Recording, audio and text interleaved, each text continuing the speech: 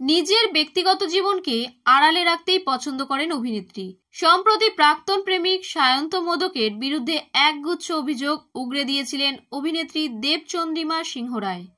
তারপর থেকে তাকে নিয়ে আলোচনা গভীর হয়।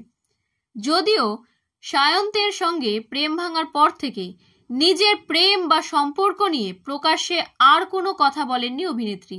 এর মাঝে কলকাতা ছেড়ে মুম্বাইয়ে বেশ কিছু কাজ করে ফেলেছেন দেবচন্দ্রিমা। কাজের পাশাপাশি তার ভালো লাগার জায়গা হলো দেশ বা বিদেশ, বিভিন্ন জায়গায় ঘুরে বেড়ানো। সম্প্রতি বিমানবন্দর থেকে নিজের বেশ কিছু ছবি পোস্ট করেছেন অভিনেত্রী।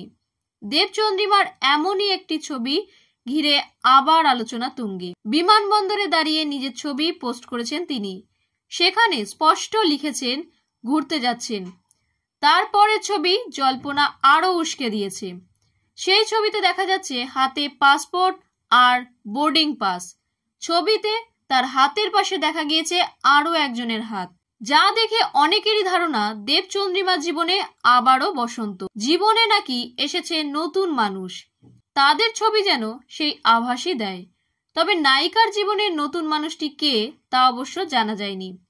তার পরিচয় এখনো খোলসা করেনি দেবচন্দ্রিমা।